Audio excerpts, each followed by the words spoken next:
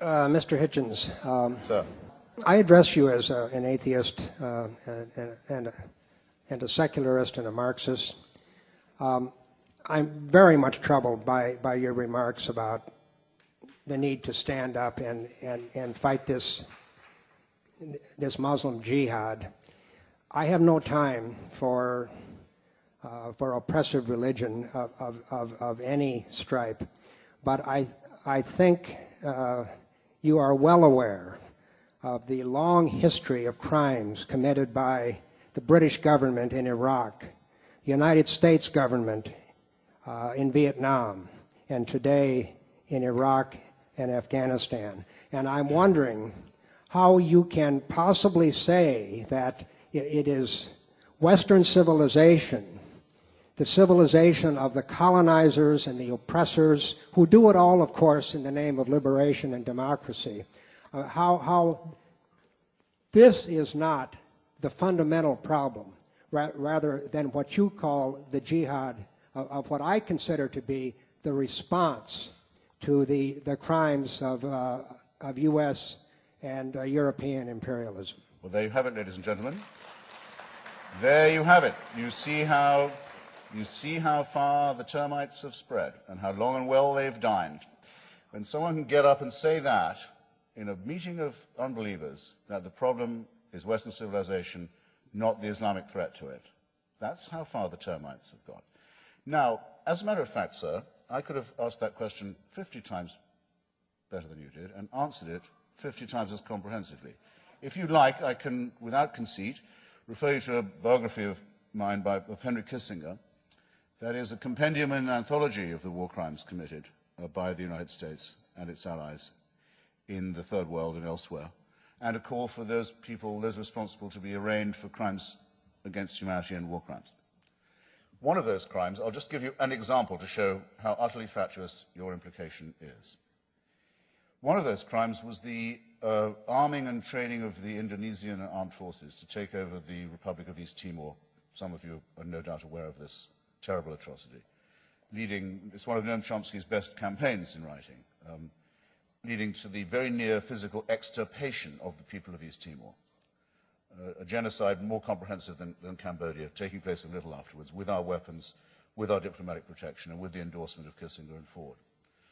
Hands up those who roughly remember this. Okay, not as good as I'd have liked, but still, and sad, but bear it in mind and look it up. Now, what are some of the items of the Al-Qaeda bin Laden manifesto? Well, oddly enough, and this was to my surprise, I thought it would be lower down. Item 3 in the charge against the West is that it reversed course on East Timor,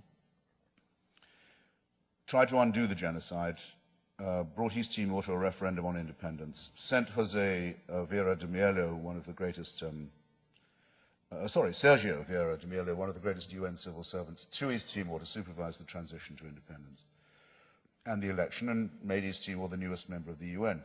Bin Laden says, "For this we will never forgive the Christian crusaders and their imperialist friends.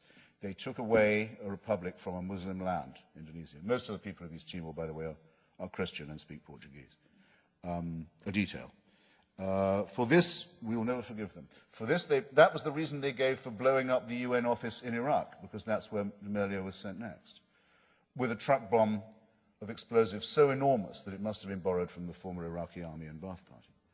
That's the reason they gave for blowing up the Australian tourists in Bali, in Indonesia, and the Indonesian taxi drivers who were servicing that resort, because they couldn't forgive the West for its behavior in East Timor. In other words, if you want to avoid upsetting these people, you have to let Indonesia commit genocide in East Timor. Otherwise, they'll be upset with you. You'll have made an enemy.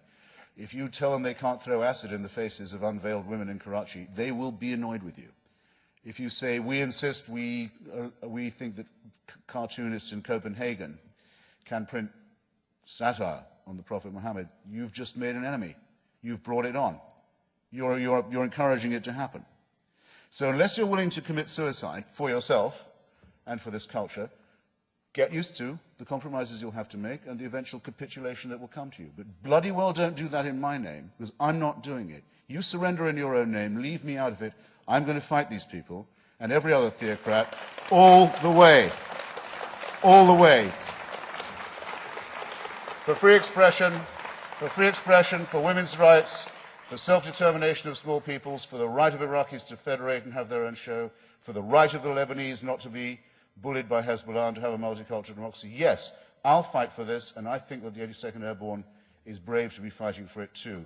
And I think you should be ashamed sneering at people who guard you while you sleep. Thanks.